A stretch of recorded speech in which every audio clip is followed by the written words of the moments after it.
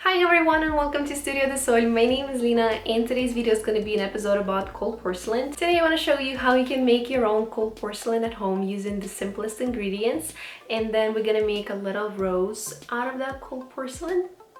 So let's get started.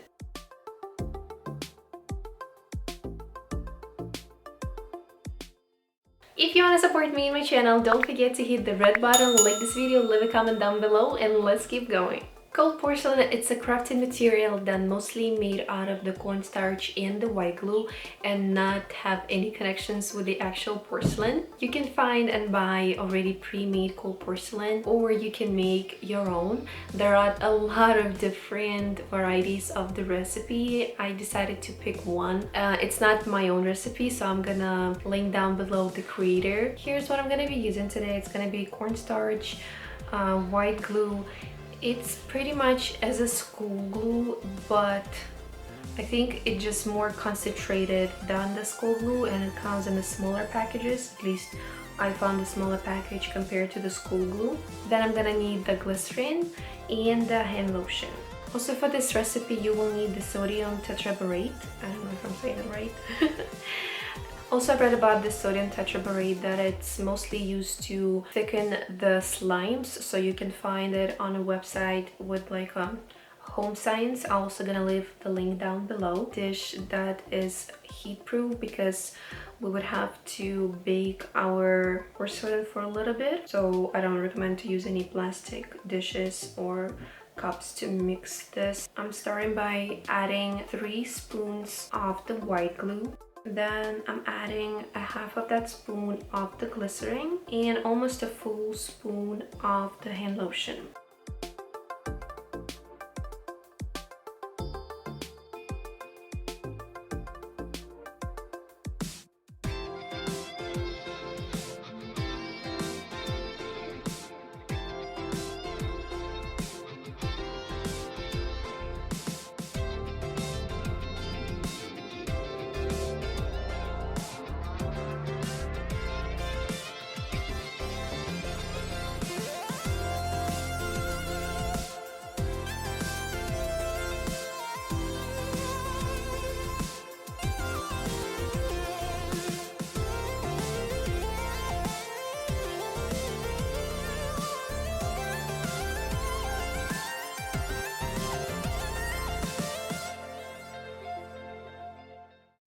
Mix it all together and send it to the oven at the 302 Fahrenheit for about 10 minutes. Also during those 10 minutes, I'm gonna be checking on the mixture and mix it a little bit to make sure that all of it getting evenly baked.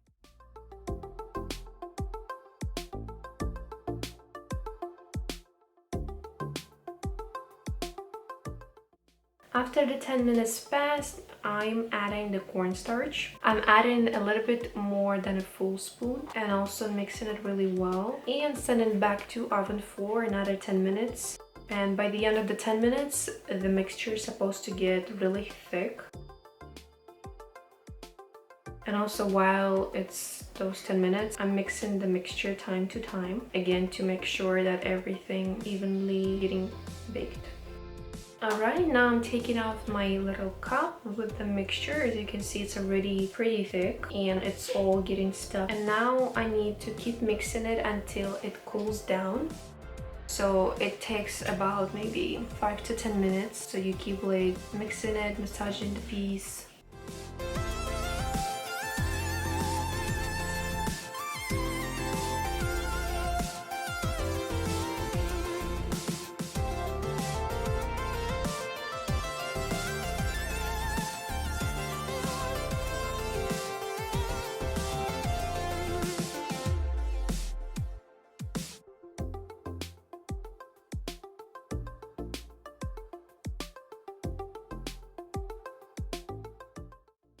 After it cooled down in my hands, I'm wrapping it with the plastic foil and leaving it for 3 hours.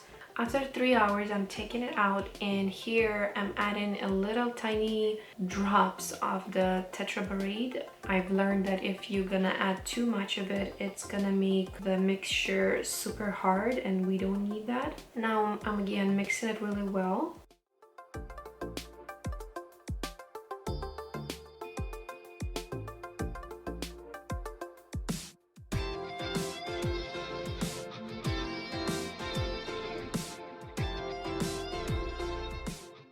Also, I learned a little tip here that when you stretch the piece, it's getting those picks, and the picks not supposed to fall down. If it falls down, that means the mixture is a little bit too wet, and you need to keep it on open air 5 to 10 minutes, constantly mixing it. It's gonna dry out the extra moisture that the mixture has. Off camera, I did another batch of the clay porcelain, and now it's time to color the clay, and for that I'm gonna be using the regular gel colors, food colors.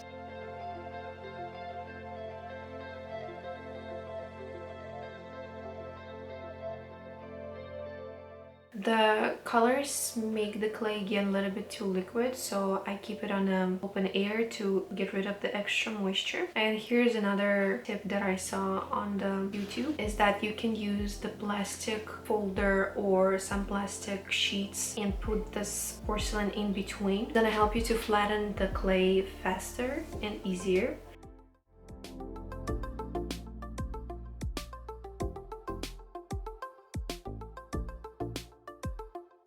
I tried this green folder, and as you can see, it didn't work. The clay actually got stuck in between those sheets.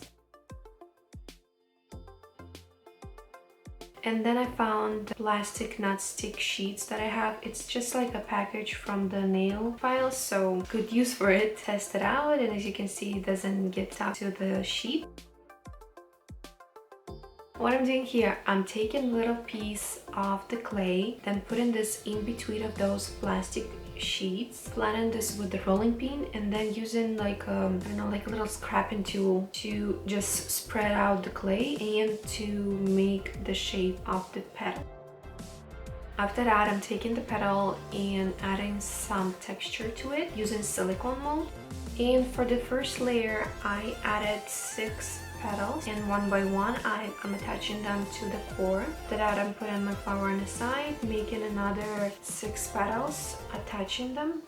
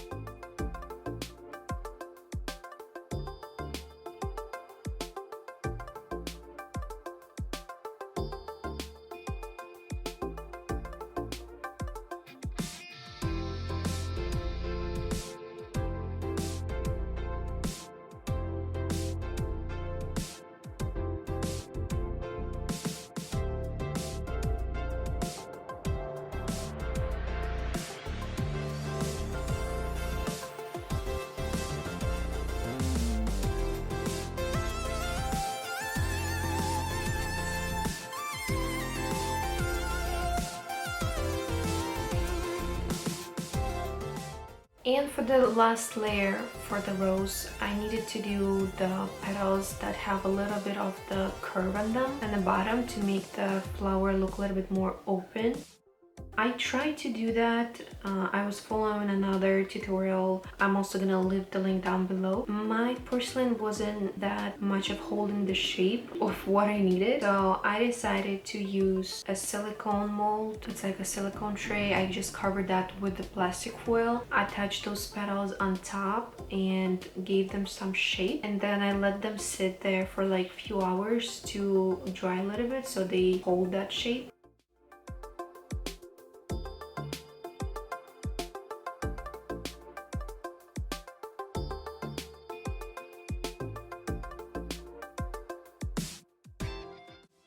And after those petals got dry, I started attaching them to the rose. And now I'm adding a little bit of the white glue on the bottom so they stick to the flower better because they already dried out.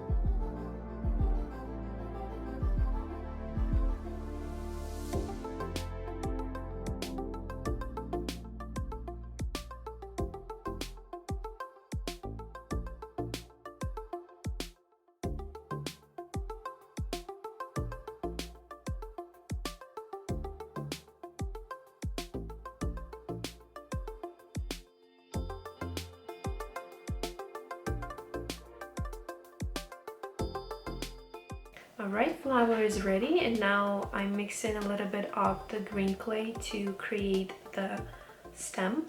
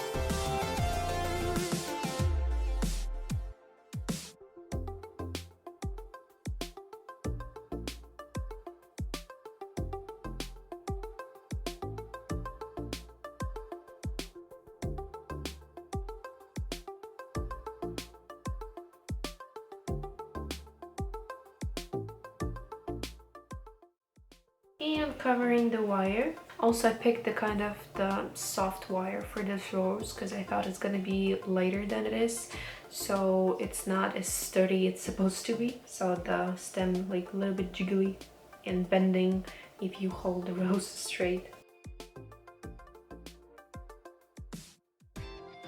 Also here, I wanted to show you another way of making the flower. I used just the white clay, and then I was adding some soft pastels to the edges to create more like a natural, realistic look of the petals.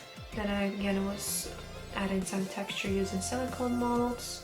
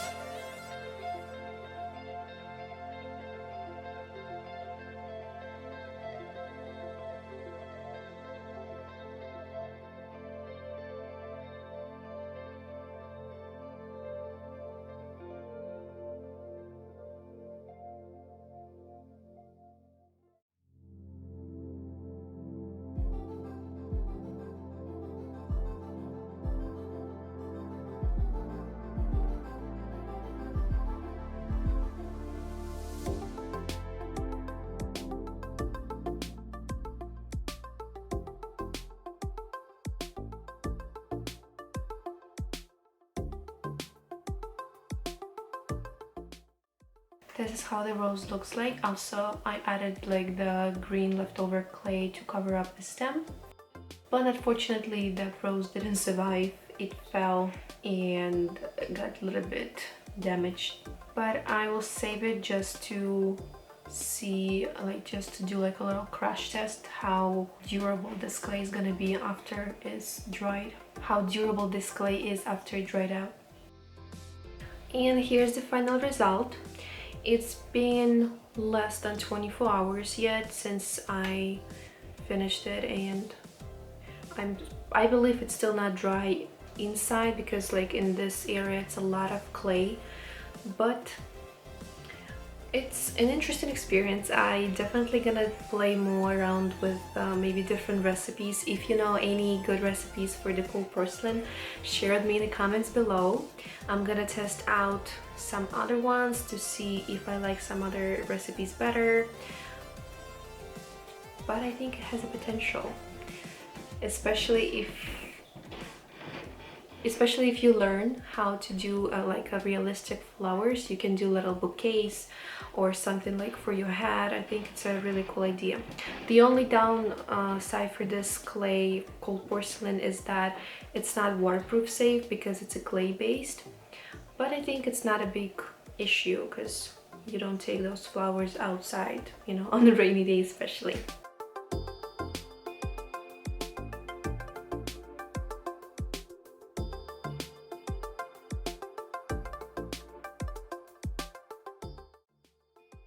And this is it for today, guys. Thank you so much for watching. Share with me if you like this tutorial, if you want me to experiment more with the cold porcelain.